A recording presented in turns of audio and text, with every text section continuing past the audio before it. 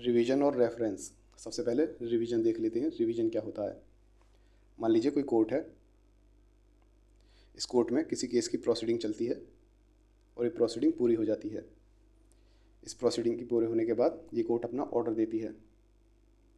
मान लीजिए किसी पार्टी को लगता है ये ऑर्डर ठीक नहीं है, करेक्ट नहीं है, तो ये पार्टी जाएगी हाई कोर्ट के पास या फिर सेशंस कोर्ट के पास।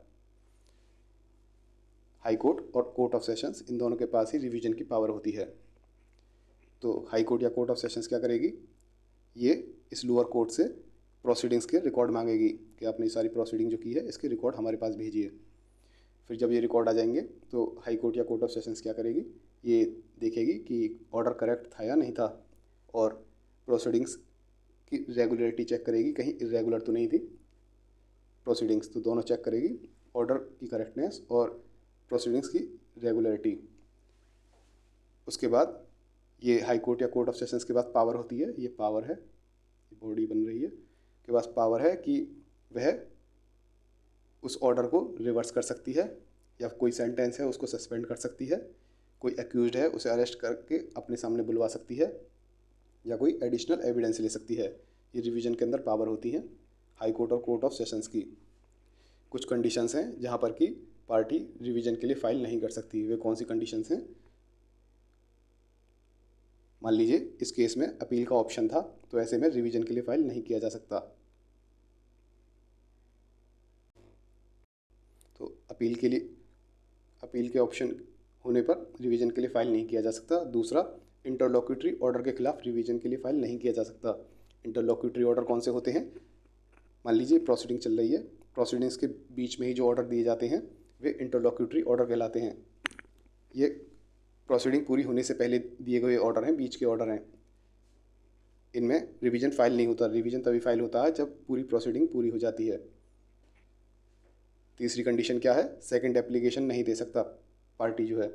मान लीजिए इस पार्टी ने सबसे पहले हाई कोर्ट में अपनी एप्लीकेशन दे दी, उसके बाद इसके पास कोर्ट ऑफ सेशंस में एप्लीकेशन देने का ऑप्शन नहीं है, या फिर मान लीजिए पहली बार में उसने कोर्ट ऑफ सेशंस में अपनी एप्लीकेशन दे दी रिवीजन के लिए, तो उसके बाद फिर हाई कोर्ट में रिवीजन के लिए एप्लीकेशन देने के लिए ऑप्शन नहीं है।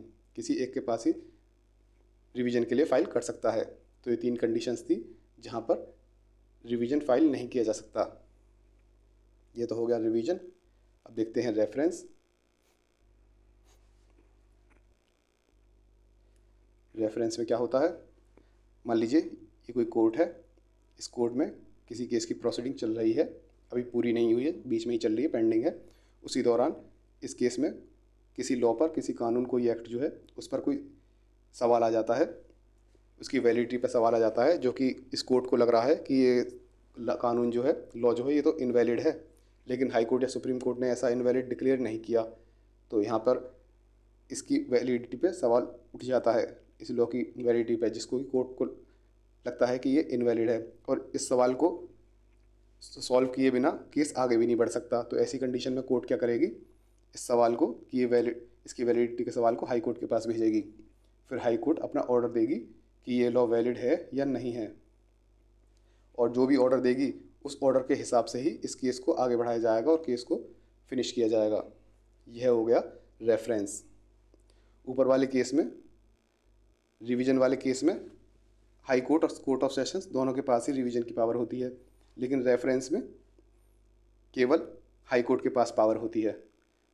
ऊपर वाले केस में रिवीजन में केवल पार्टी जो है वो फाइल करती है रिवीजन के लिए, रेफरेंस में कोर्ट जो है वो रेफ़र करती है क्वेश्चन को। रिवीजन वाले केस में प्रोसीडिंग पूरी होने के बाद रिवीजन के लिए फ़ाइल किया जाता है, लेकिन रेफरेंस वाले केस में केस अभी पेंडिंग है, चल ही रहा है, उस दौरान फाइल किया जाता है। अब थ्योरी पोर्शन देख लेते हैं।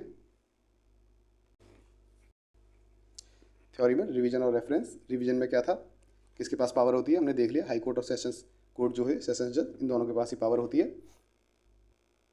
कब एक्सरसाइज की जाती है?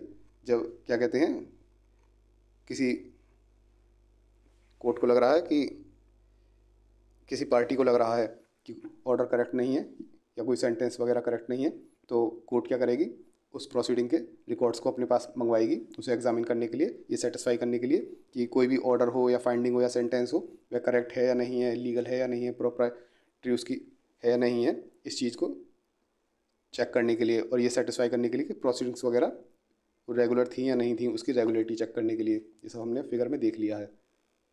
रिवीजन कब फाइल नहीं कर सकते? जब अपील का ऑप्शन हो, उस समय रिवीजन फाइल नहीं किया जा सकता उस कंडीशन में। इंटरलॉक्यूटरी ऑर्डर्स के खिलाफ भी रिवीजन फाइल नहीं किया जा सकता। सेकंड एप्लीकेशन नहीं डाल सकते। ये तीनों कंडीशंस हैं और इनमें कुछ एक्सेप्शंस भी हैं। ज़्यादा डिटेल में जाके देखना चाहते हो तो ये देख सकते हो। और क्या क्या पावर्स हैं रिवीजन में? हाई कोर्ट या फिर कोर्ट ऑफ सेशंस के पास ऑर्डर को रिवर्स कर सकते हैं, कोई भी सेंटेंस वगैरह दिया है उसको सस्पेंड कर सकते हैं, किसी भी एक्यूज्ड को अपने अरेस्ट करा के अपने साथ सामने बुलवा सकते हैं या फिर कोई एडिशनल एविडेंस ये ले सकते हैं। रेफरेंस में क्या था? इन्फीरियर कोर्ट, लोअर कोर्ट जो है वह किसी लॉ के मैटर को उसको रेफ़र करती है हाई कोर्ट के पास, केवल हाई कोर्ट के पास ये वाली पावर होती है। तो कंडीशंस क्या क्या थी कि कोई एक्ट वगैरह, कोई लॉ जो है, जैसे कोई एक्ट हुआ, ऑर्डिनेंस हुआ, रेगुलेशन हुआ या फिर कोई उसका प्रोविजन हुआ, कोई सेक्शन हुआ, वो वैलिड है या नहीं है, उसकी वैलिडिटी के ऊपर सवाल आ रहा है और उस क्वेश्चन को सॉल्व किए बिना आगे केस डिस्पोज हो ही नहीं सकता। और कोर्ट के ओपिनियन में वह इनवैलिड या इनऑपरेटिव है, लेकिन हाई कोर्ट या सुप्रीम कोर्ट ने ऐसा कुछ डिक्लेयर किया नहीं है। तो इस कंडीशन में, इन सर्कमस्टेंसेज में वह उस सवाल को रेफ़र करती है हाई कोर्ट के पास। रेफरेंस किसके पास भेजा था? हाई कोर्ट के पास केवल। रेफरेंस कब भेजा जाता है? जब मैटर अभी पेंडिंग है। और किसके द्वारा इनिशिएट किया जाता है? ट्रायल कोर्ट के द्वारा। ये सारा हमने फिगर में सारा का सारा कवर कर लिया था। एक फिगर से ही सारी थ्योरी आ गई आपकी। डिफरेंस क्या है दोनों के बीच में? रेफरेंस किसको कहते हैं? ये इन्फीरियर कोर्ट की पावर होती है किसी मैटर ऑफ लॉ को, लॉ के ऊपर कोई सवाल है उसको रेफ़र करने के लिए हाई कोर्ट के पास।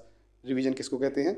रिवीजन कहते हैं हाई कोर्ट, हायर कोर्ट्स जो हैं, कोर्ट ऑफ सेशंस और हाई कोर्ट, दोनों ही कोर्ट के पास जो पावर है किसी भी ऑर्डर की लीगैलिटी या फिर करेक्टनेस चेक करने के लिए। रेफरेंस जो है ये किन केसों में होता है? जब किसी केस में किसी एक्ट, ऑर्डिनेंस या रेगुलेशन, मतलब किसी लॉ की वैलिडिटी के ऊपर कोई सवाल है। और रिवीजन किस में होता है? किसी भी ऑर्डर वगैरह है उसकी लीगैलिटी या फिर करेक्टनेस को चेक करने के लिए, इसलिए फाइल किया जाता है। रेफरेंस केवल हाई कोर्ट के पास ही किया जाता है और रिवीजन जो है हाई कोर्ट और कोर्ट ऑफ सेशंस दोनों के लिए किया जाता है, दोनों के पास कर सकते हैं। रेफरेंस जब मैटर पेंडिंग है तभी किया जाता है। रिवीजन जब ऑर्डर दे दिया जाता है उसके बाद ही। रेफरेंस जो है किसके द्वारा इनिशिएट किया जाता है? ट्रायल कोर्ट भेजती है। It is initiated by trial court to the high court. Revision जो है ये पार्टी फाइल करती है हायर कोर्ट्स में, मतलब कोर्ट ऑफ सेशंस या फिर हाई कोर्ट के पास। तो सारा का सारा आपका फिगर में ही कंप्लीट हो गया है, वहीं पे मैंने आपको समझा दिया था। आपको अगर नोट्स चाहिए रिवीजन के लिए तो आप वेबसाइट www.desillb.com से ले सकते हैं।